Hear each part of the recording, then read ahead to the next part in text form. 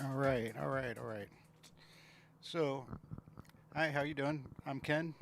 I'm going to give you a quick review of the all-new Alpha Theta XDJ-AZ. Um, I got this on Wednesday of last week. I've had a chance to play with it pretty pretty extensively, I guess, for 5 days. Um, I took it out to a friend of mine's on Friday, and we played over at his place for at least 3 or 4 hours with no significant issues. Um, on both of us on our own USBs. Um, then we packed up and took it over to another friend's house. Played over at his house for I don't know another 3 4 hours or so. Um, again, no real issues. Um, had fun. The thing sounds great. So that just start off by saying talking about the things I really like about it. Um, it feels good. The jog wheels feel great. It's got a nice. The platters feel really. The jog wheels feel really nice. Um, they're large. Coming from a Denon MC 7000 using Serato, so it's taken a bit of getting used to not using a laptop. So that was one change in the library system. Blah blah blah. But as far as the unit goes, the wheels being bigger, it doesn't nudge my tracks quite like I'm used to, and so it's taken a little bit of getting used to, but nothing significant. Um, I mean, I like it. I like the effects being on here, as opposed to being software-based effects. So that's nice. I have not used it as a controller. I've only used it with a USB. So I have no idea what it's like using it as a controller at this point. So yeah, the overall feel, the buttons feel great, the jog wheels feel great. I really like the screen and all the little pot knobs on it. I mean, they're all feel really nice. I like that they click. Um, nice. I mean, it feels really good. I'd say it feels better than what I was used to on my Denon, and I really like my Denon. So it was kind of a sad day. In fact, this is sitting on top of my Denon right now in its hard case. Um, so other things I like is let's see, we've got the the mixer settings here. It's just a simple button. You don't have to even go searching through it along in the menus or anything. Really, really like that. Um, I mean, does it take up some space on the mixer? Sure. I'm really glad. It's easy to find. One thing I don't like that's kind of hard to find is this stupid quantize button, which I hate quantize. So I've played behind other people on on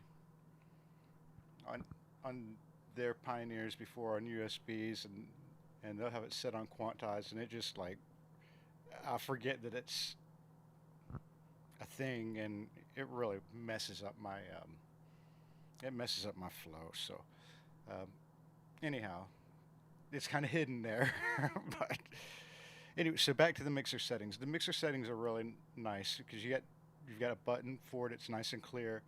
Um, you've got your crossfader assignments along the bottom, so you can go through. Um, I like. the crossfader curve is right here. You've got your channel fader curve.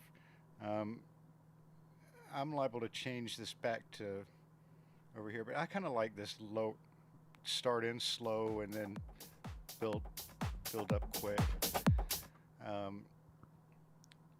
I like my EQ set on isolation mode, so that's where I keep it. I'm not sure. My preference anyway. So you've got record settings up here. If you want to hit record, if you want to record something, there's the record button. It's on that first screen. Actually, and you can go back. Or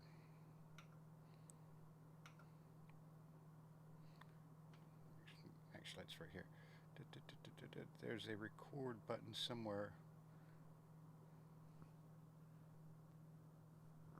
Maybe you do have to go to there. Anyway, there's a record button. Boom. And then to get into further settings, there's another little settings button here, and that's your utilities. And so you've got decks, hotkey for your mix. You've got deck utilities, mixer utility, audio output, connect to Bluetooth, network, display, and that'll control the display here on your screen. It'll control the display settings on your jog wheels. And you go back to general, which has got, I've got my screensaver turned off because of this, the alleged crashing issues. I've got power management set to never. And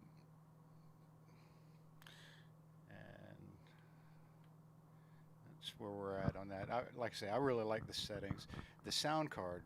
So this thing has got that, I guess, the 32-bit sound card, and so we were playing at my friend's house the other night, and wow, it sounds really, really good. Really good, really clear. And so, yeah, I like it. Let's see what else we've got going. The 4 channels. So I haven't really been using the channels 3 and 4 for playing tracks. Probably once I get a little bit more used to it, I'll use them for things like for loops. Probably running running a loop in the background. I doubt I'll actually try to play tracks on channels 3 and 4, but what I have been doing is using them for an effects channel. And so, like, I'll put white noise on channel, say 3, and just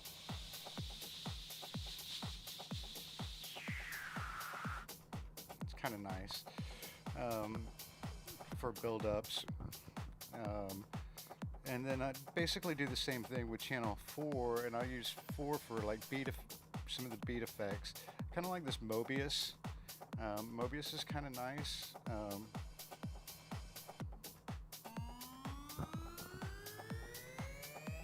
You can build it up.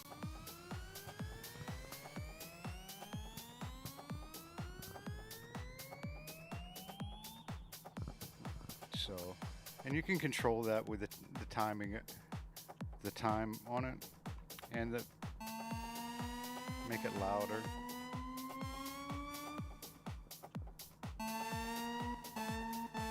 So anyway, that's what I've basically been using channels 3 and 4 for effects, and then just playing music and mixing on channels 1 and 2. So that's been really nice, and so that brings me to the mixer. I really do like the mixer. The mixer is really nice. I mean, it's just got a great, the the the channel faders are really nice. They feel good.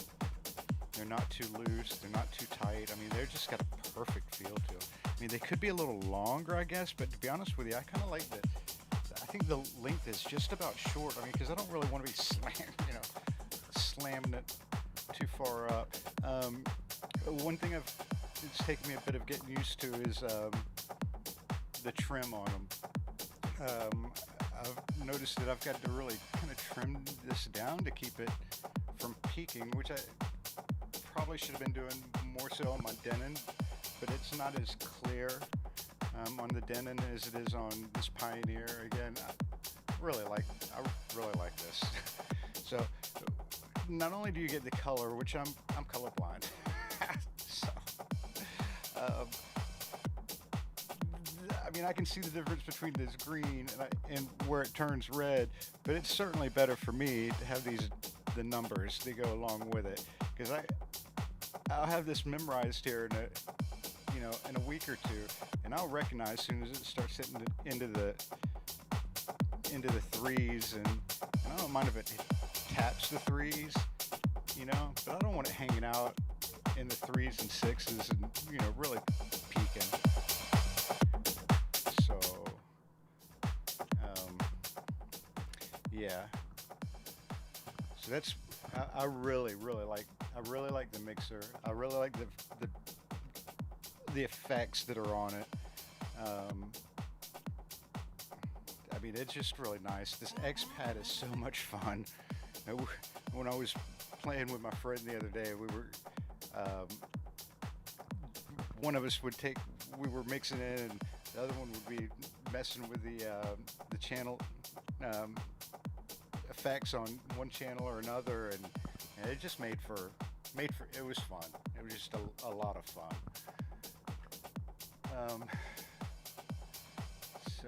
And you can run the beat effects. You can run them through the mic. You can run them through any one of the channels. So I could add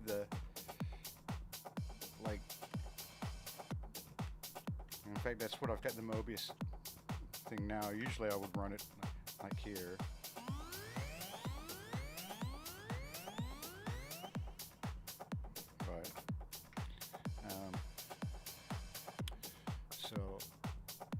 But yeah, you can run it through, you can run it through the mic, you can run it through the master. So if you wanted to.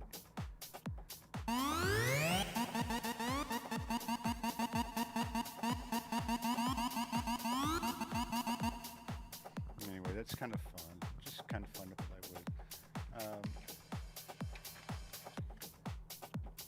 So, like I say, so far everything I've really like it. So we'll talk about the couple things that I've found that are dislikes, glitches, or peculiarities. How about that? So we'll get the big one out of the way. The crashing. So I have not had it crash per se. While I was playing it. So at one point I did unload tracks from it and left the unit on and had forgot about it, because usually when I unload my tracks, I'll unload my USB, right? Or eject my USB, and then I'll turn my unit off. Well, I guess I forgot to turn the unit off, and it went into sleep mode. And I've got power management turned off, and I've got sleep turned off. So it went into sleep, and I couldn't wake it back up. So, I guess that's the crash. To fix it all, simply turned it off and turned it back on, it came right back up. I have not had it going to sleep while I was playing any music, while I've had any tracks loaded. Now I have not tried to put anything in continuous play, right? And just let it run and run and run. So, because I don't really use it that way. So, it's ran for the amount of time that I've wanted it to run while it's playing music. So, I mean, I do hope they fix it. I wish it would have woke up. So if there's a, patch for the firmware to get it to wake up, that would be good. I didn't really like that I had to turn it off and turn it back on, but it is what it is. So, so the pitch faders. One of the things I don't like is these pitch faders are a little. I'm not fond of them. So they're a little. They feel okay, but they also feel kind of light, if you know what I mean. So,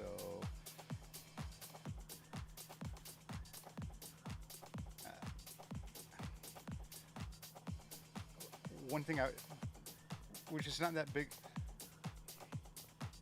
they just feel, especially the cap on it, it just feels, I don't know. Feels a little chintzy. And another thing is I tend to like to put my fingers over the fader when I go sliding it up nice, slowly. Or even I was playing with it the other day, just doing some tricks, and I slid my finger over this tempo reset button. And no, it's not good. So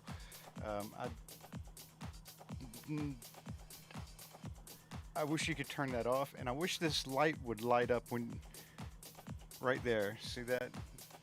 It would be nice if that light would light up when you had it centered. I don't know. So when you had it on the track's original BPM. So that's one thing I don't like.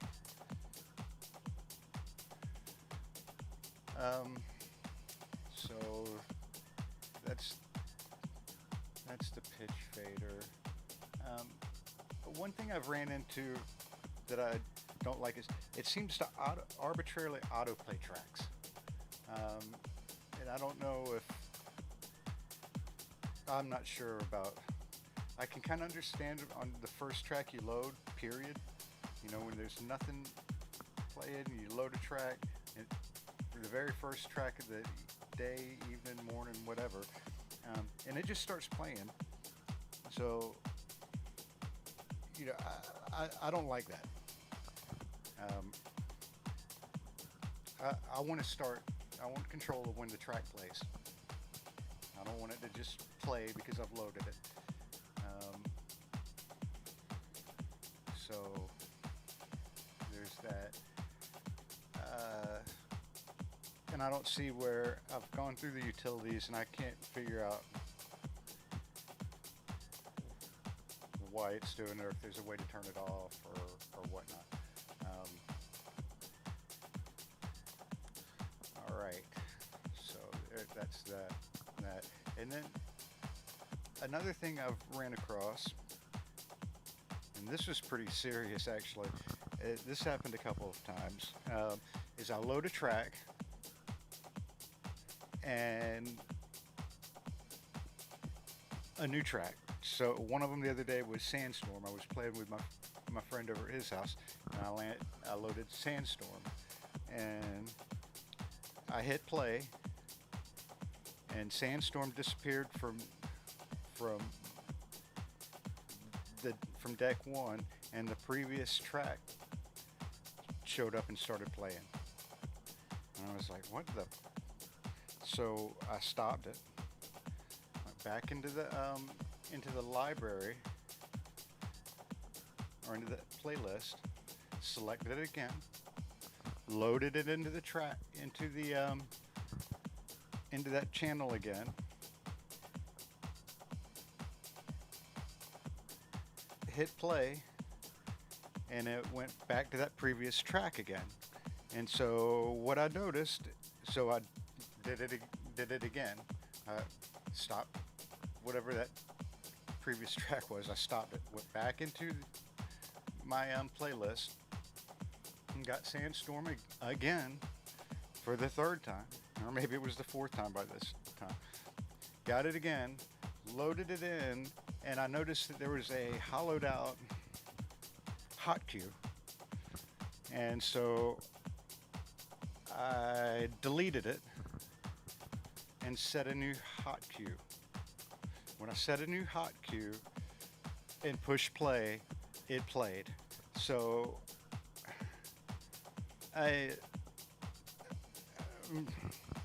I'm not sure what that's about. That was at his house when I was messing around doing a little hip hop set the other morning for myself, just playing around, and some of the tracks in there were doing the same thing. And again, I don't know if I didn't notice that time if they were hollowed out tracks or what, or hollowed out blank auto cues or what, because it threw me off.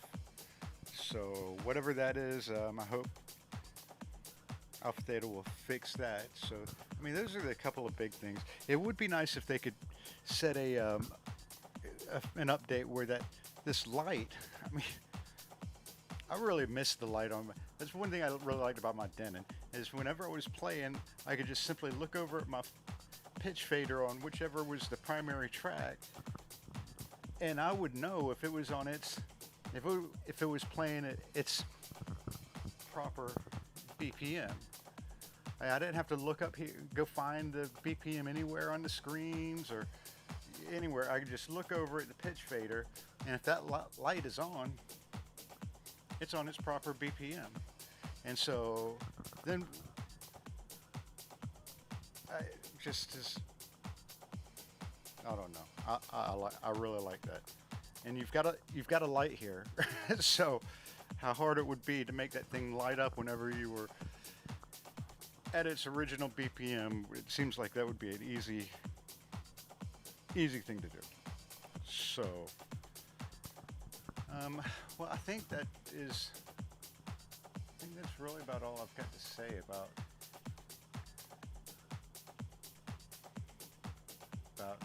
this thing. Like I said, aside from the, there's definitely a couple of little glitches in the matrix, so to speak. But I mean, I think the build quality of this thing is really nice. I've enjoyed playing on it so far.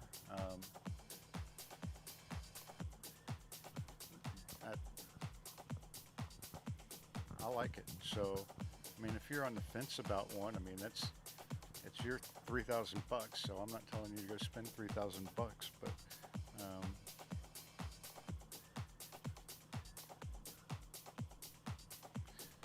the mixer alone is, I think, $2,700. So, I mean,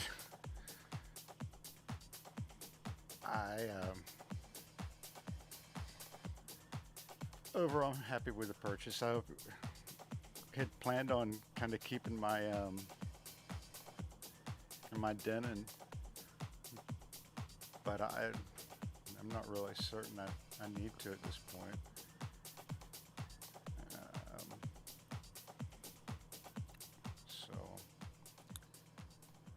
Well, I think that's all I've got to say about it. So, hey, best of luck to you guys.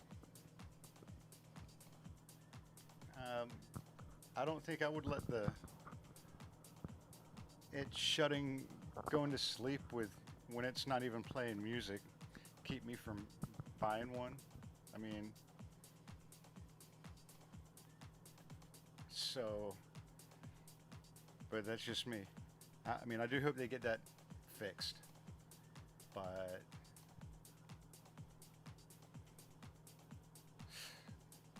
who knows? All right, well, y'all get out there, make music, play music, have fun. Peace out.